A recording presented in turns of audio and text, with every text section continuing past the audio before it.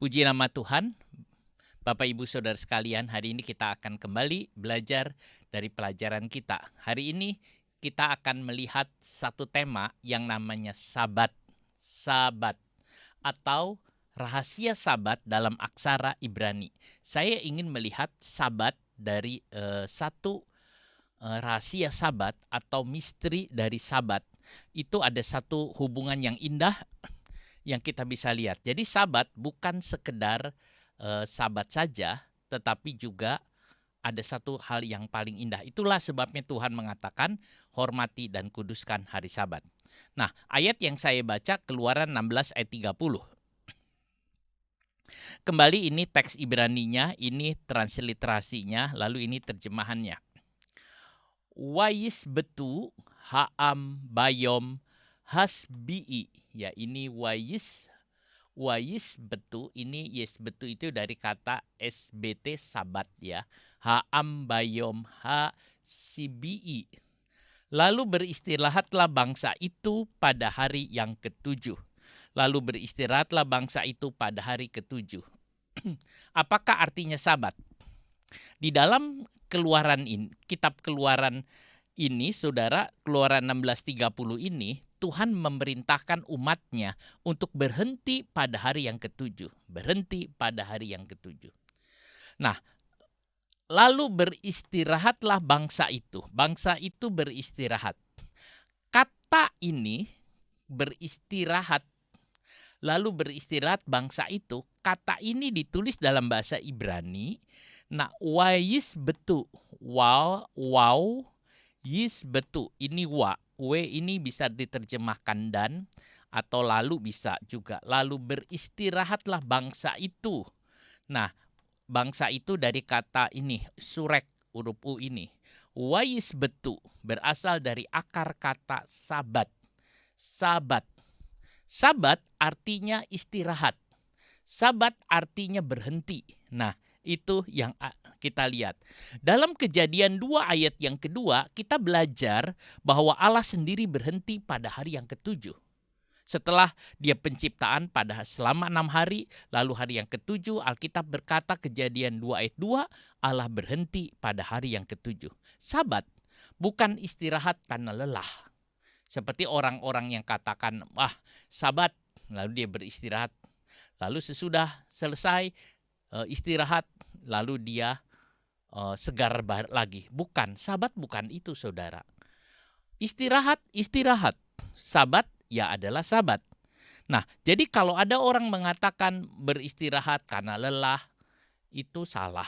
Itu bisa menyesatkan. Sebab Allah tidak pernah lelah. Allah tidak pernah capek. Nah, juga di sini Allah tidak mengajarkan manusia untuk melakukan Sabat dengan maksud yang seperti ini. Tidak, saudara. Tuhan tidak. Ada hal yang penting yang tertulis dalam makna Sabat. Kata Sabat, ini kita lihat Yisebet. Kata Yisebet ini berhubungan dengan kata Sabat. Tadi kita melihat di depan itu kata Sabat. Ya, saudara. Kata Yisbetu, saya coba lihat kembali ke atas, saudara. Nah, Yisbetu, wa Yisbetu. Nah, kata Yisbetu ini, kata dasarnya adalah, kita lihat, Yisbet. Ini berhubungan dengan kata Yasab. Memang ini SBT Sabat. Tapi juga ada hubungan dengan kata Yasab.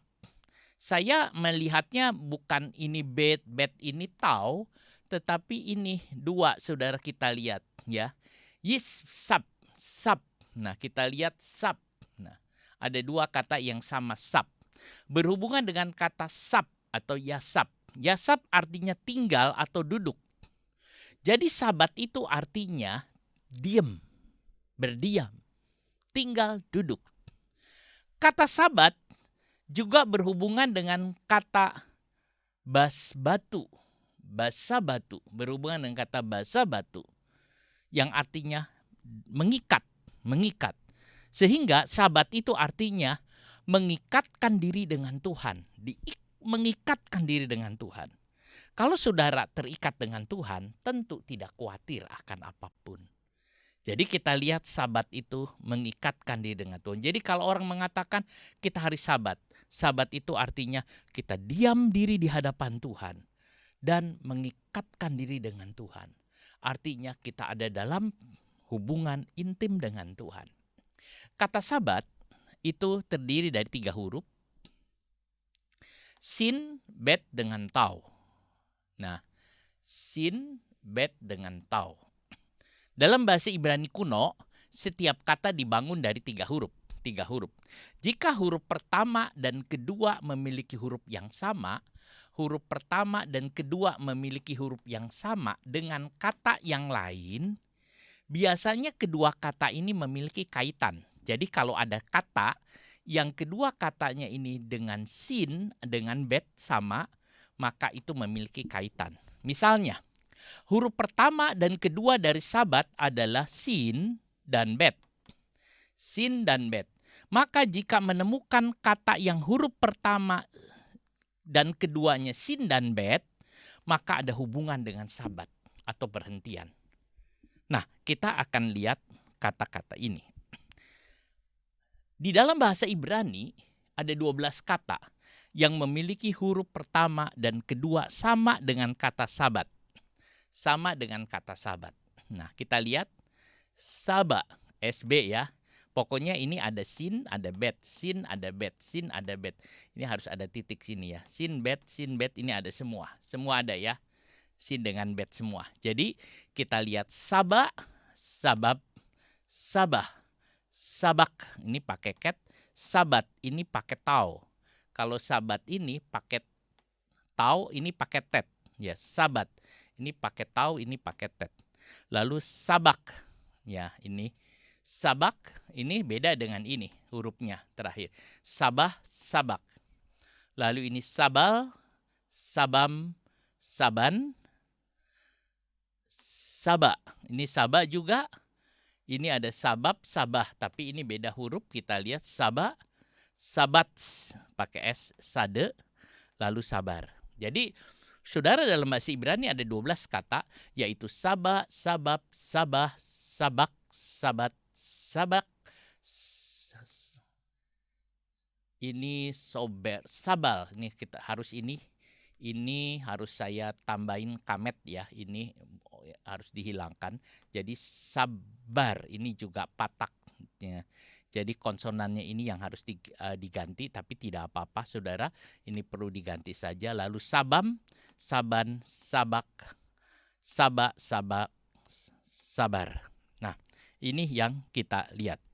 Huruf pertama Sabak. Kita akan cek Sabak. Apa artinya Sabak? Sabak itu artinya gairah, senang. Ada satu ya gairah saudara, karena berhubungan dengan Sabat. Nah, gairah. Karena kata Sabak ini berhubungan dengan Sabat, ya, maka ayat ini berhubungan dengan Tuhan. Karena Tuhan itu bicara soal Sabat. Jadi ayat Sabak ini artinya gairah dari Tuhan. Gairah dari Tuhan. Saya tidak bicara gairah kepada Tuhan, tapi ini gairah dari Tuhan. Tuhan memberikan kepada kita satu kerinduan, keinginan atau gairah atau cinta kasih Tuhan. Tuhan memberikan kepada kita cinta kasih-Nya. Sabak itu adalah menikmati cinta kasih Tuhan. Sehingga saudara, pada hari Sabat orang itu harus duduk tinggal untuk menikmati kasih Tuhan. Jadi Sabat itu berhubungan dengan Sabak. Sabak itu artinya menikmati kasih Tuhan. Jadi pada hari Sabat kita duduk membiarkan kasih Tuhan menyirami hidup saudara. Membiarkan kasih Tuhan itu menyirami hidup saudara sehingga saudara bisa menikmati cintanya Tuhan. Kita perlu itu. Bukannya kita bekerja terus, tapi kita perlu duduk tidak mengerjakan apa-apa. Kita diam dan kita menikmati kasih Tuhan yang besar. Biarkan hati kita disirami oleh kasih Tuhan. Ini adalah cintanya yang besar itu. Saudara akan merasakan cinta Tuhan yang besar. Nah, Ratu Seba dalam 1 Raja-Raja 10 ayat 1 datang menemui Salomo. Ketika tiba, hatinya terpikat dengan hikmat Salomo, sehingga ia duduk mendengarkan hikmat Salomo. Dia duduk, dia mendengarkan hikmat Salomo. Saudara, dia pernah berkata waktu ada di negerinya, saudara, dia ingin menikmati hikmat Salomo. Dia sangat semangat, bergairah untuk datang. Dia duduk sampai di hadapan Salomo, dia mengatakan, apa yang kudengar di negeriku setengahnya pun belum diceritakan. Dia duduk, dia menikmati. Nah, Ratu Seba menikmati hikmat Salomo. Nah, saudara, kita menikmati Tuhan yang lebih daripada Salomo, saudara. Nah, Ratu Seba, ini berhubungan dengan kata Saba. Saba, duduk dan terpikat. Duduk dan menikmati. Itulah Sabat. Saudara, jadi Sabat kita duduk menikmati. Orang yang meninggalkan Sabat akan kehilangan kasih Tuhan. Hatinya akan menjadi seperti padang gurun. Sebab tidak akan disirami oleh Tuhan. Saudara, hatinya akan dipenuhi nanti oleh keduniawian. Orang yang hatinya disirami dengan kasih Tuhan, dia akan puas hidupnya. Walaupun mungkin dia tidak punya barang-barang yang mewah dan sebagainya, tapi dia sangat puas. Sabat bukan beristirahat. Sabat menikmati kasih Tuhan. Nomor 2, sabab. Ini ada di Daniel 7 ayat 9 tentang api yang menyala, saudara. Nah, Daniel 7 ayat yang ke-9. Coba saya lihat dulu Daniel 7 ayat yang ke-9.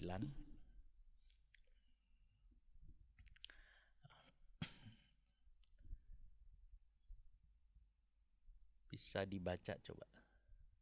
Daniel 7 ayat yang ke-9. Sebentar ya, saya lihat.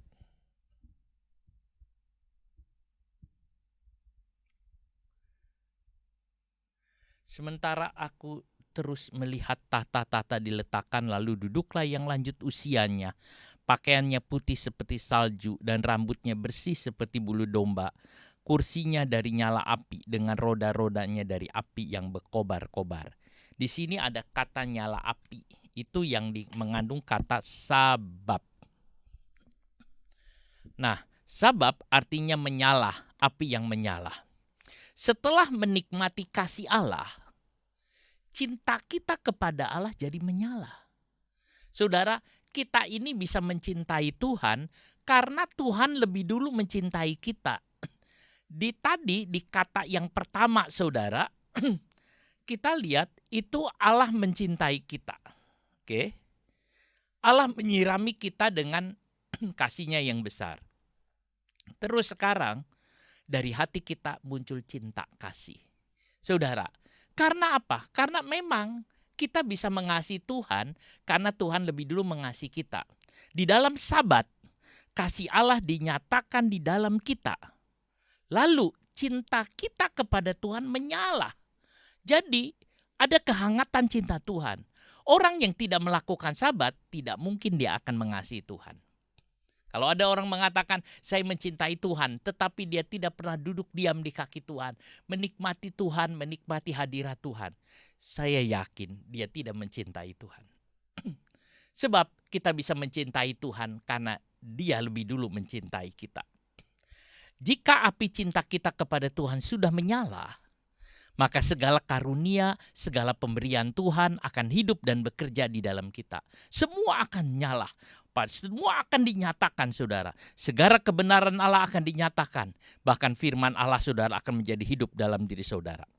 Kidung 1 ayat 2. Kiranya ia mencium aku dengan kecupan, karena cintamu lebih nikmat daripada anggur. Saudara, waktu kita duduk dengan Tuhan, kita berkata, cintamu lebih nikmat dari anggur. Kiranya ia mencium aku dengan kecupan, karena cintamu lebih nikmat daripada anggur. Kita merasakan cintanya yang besar itu. Yang ketiga, sabah. Ulangan 21 ayat 10. Sabah artinya menjadi seorang tawanan. Setelah saudara menyalah hati saudara karena cinta Tuhan, saudara menjadi tawanannya Tuhan. Artinya saudara menjadi orangnya Tuhan, orang yang ditangkap oleh Tuhan. Ketika kita dan Tuhan saling mengekspresikan cintanya, maka Tuhan mengikat kita. Maka saudara diikat oleh Tuhan, menjadikan kita sebagai tawanan pribadinya. Apakah saudara mau menjadi tawanan pribadi Tuhan? Saudara menjadi tawanan pribadi Tuhan, menjadi bagian dari Tuhan. Seolah-olah Tuhan mengatakan, engkau milikku. Nah, itulah Sabah. Sabah adalah kata yang digunakan ketika mempelai laki-laki datang ke rumah mempelai perempuan, lalu dia membawanya ke rumah mempelai laki-laki. Jadi waktu mempelai pria itu datang ke rumah mempelai wanita, saudara, dia datang ke rumahnya, lalu dia bawa itu si mempelai itu, perempuan itu, dimasuk ke rumah mempelai laki-laki. Dan mempelai laki-laki mengatakan, sekarang engkau jadi milikku. Engkau jadi milikku. Saudara, Sabat telah mengikat kita dengan Tuhan. Sehingga kita menjadi satu dan tidak terpisahkan. Sabat mengikat kita dengan Tuhan. Ikatan yang kuat, saudara, yang tidak dipisahkan. Kidung 1 ayat yang keempat. Tariklah aku di belakangmu, marilah kita cepat-cepat pergi. Sang Raja telah membawa aku ke dalam maligai-maligainya. Kami akan bersorak-sorai dan bergembira karena engkau. Kami akan memuji cintamu lebih daripada anggur. Layaklah mereka cinta kepadamu. Perempuan itu mengatakan, tariklah aku. Begitu dia merindukan. Sehingga dia mengatakan, ikatlah aku. Ikatlah aku, bawa aku ke maligainya. Saudara, cintamu lebih nikmat dari anggur. Kami akan memuji cintamu lebih nikmat dari anggur. Saudara, diikat jadi satu. Sabat membuat kita itu dibawa oleh Tuhan. Masuk ke dalam maligainya. Kita menikmati Tuhan. Bukan sekali Tuhan memberikan sabat. Tuhan memberikan setiap saudara minggu ada sabat. Tuhan memberikan ada hari raya sabat untuk umat Israel. Tuhan memberikan sabat tahunan. Tetapi bagi kita saudara, lebih banyak sabat. Setiap kali bisa sabat. Sebab Tuhan Yesus adalah Tuhannya atas hari sabat. Sehingga kita bisa melakukan sabat kapanpun. Tidak hari Sabtu seperti orang Israel. Tapi kita bisa Senin, Selasa, Rebo, Kamis, kapanpun kita bisa duduk diam menikmati Tuhan. Menjadi satu bagian dengan Tuhan. Seperti kita mengatakan, tariklah aku, mari masuk ke dalam maligai. Yang keempat, sabak. Dengan terakhir huruf ket. Mazmur 65 ayat 8. Sabak artinya menenangkan. Menenangkan. Membuatnya sejuk. Membuatnya tenang. Membuatnya rileks. Membuatnya sejuk. Seperti Tuhan Yesus berkata kepada badai, tenang. Maka badai itu tenang. Waktu saudara menjadi milik Tuhan. Waktu saudara menjadi milik Tuhan Yesus. Maka Tuhan akan berkata kepada kita, saudara, maka Tuhan akan membuat situasi sekeliling kita aman, nyaman, tenang dari gangguan apapun. Tuhan tidak ingin pasangannya, saudara, dalam kondisi gundah gulana. Tuhan tidak ingin pasangannya itu tidak tenang hidupnya. Tuhan ingin nyaman, aman, rileks. Pada waktu kita menikmati sabat dengan Tuhan, kita akan mengalami kerilekan dengan Tuhan. So, rileks dengan Tuhan. Rileks tidak perlu pakai relaksasi yang lain. Kita sabat, kita bisa menikmati. Saudara, rileks bersama dengan Tuhan, kita menikmati. Tuhan akan menaunginya dan tidak akan membiarkan siapapun yang mengganggunya. Tuhan tidak mau ada siapapun yang akan mengganggunya. Tuhan akan cemburu, Tuhan akan marah. Waktu kita menikmati, Tuhan tidak akan membiarkan seorang pun yang mengganggunya. Saudara, Dia akan membela. Kalau saudara ada gangguan dari yang lain, saudara merasa ada gangguan dari pekerjaan, gangguan dari keamanan, gangguan daripada apapun, kalau saudara ada sahabat, Tuhan akan menjaga dan tidak mengizinkan seorang pun yang mengganggunya atau mempermalukannya. Tuhan akan memastikan bahwa tidak akan ada yang mengganggunya atau mempermalukannya. Dia benar-benar menjaganya. Kita jadi tenang. Hatiku tenang berada dekat Tuhan. Hatiku tenang dekat dengan Tuhan. Sabat membuat kita tenang dengan Tuhan.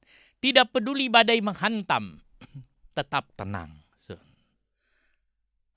Kidung 1:13-14. Bagiku kekasihku bagaikan sebungkus mur, tersisip di antara buah dadaku.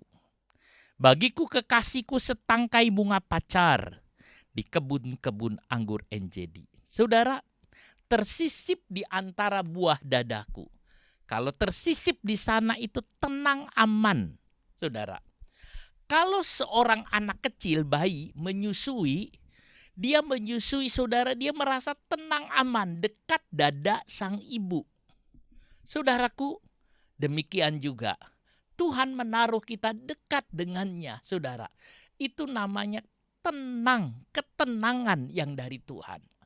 Itulah sebabnya tadi saya mengatakan adalah tenang di dalam Tuhan. Sabat. Sabat ini pakai tet ya. Kalau sabat yang kita sebut pakai tau. Ini pakai tet. Mika 7:14. Sabat artinya mengukur, diukur. Begitu kita merasa tenang, pada waktu seorang merasa tenang, dia menyerahkan seluruh hidupnya kepada Tuhan. Tuhan, aku tenang. Jiwaku tenang denganmu. Aku serahkan hidupku dalam tanganmu. Dan saudara mengatakan enak. Mazmur mengatakan, orang yang duduk di dalam naungan Tuhan, di dalam El Shaddai, dia akan berbaring di dalam naungan El Elyon, Allah yang maha kekal, saudara. Allah yang maha besar. Saudara, kita lihat, sabat artinya mengukur. Kita merasa tenang lalu menyerahkan seluruh hidup kita kepadanya. Tuhan akan mengukur kedalaman kasih kita. Waktu kita, Tuhan, aku senang. Tuhan pengen tahu berapa besar cintamu kepadaku. Tuhan ingin mengukur berapa cantiknya engkau. Dan Tuhan lihat. Tuhan akan mengukur kecantikan mempelainya. Dia akan berkata, engkau cantik adindaku. Engkau cantik adindaku. Sabat membuat kita menjadi cantik di hadapan Tuhan. Dan Tuhan akan memuji kita. Engkau cantik, hai adindaku. Saudara, Tuhan melihat kita. Kidung 1 ayat 5. Lihatlah, cantik engkau manisku. Sungguh cantik engkau, bagaikan merpati matamu. Tuhan lihat kedalaman mata dari mempelai itu. Cantik, dalam. Kalau sudah lihat mata dari burung merpati, itu ada kedalamannya. Sudah lihat begitu dalam lingkaran hitam itu, sudah lihat dalam sekali. Dia lihat, cantik engkau manisku, bagaikan merpati matamu. Engkau mengasihiku, sungguh dalam, sungguh baik. Dan Tuhan senang. Saat saudara bersekutu dengan Tuhan, Tuhan akan lihat betapa cantiknya. Saudara, maukah saudara dipuji oleh Tuhan? Tuhan Yesus memuji saudara, engkau cantik. Bukan hanya kita memuji Tuhan, tapi kita juga ingin dipuji oleh Tuhan. Cantik engkau manisku, sungguh cantik engkau.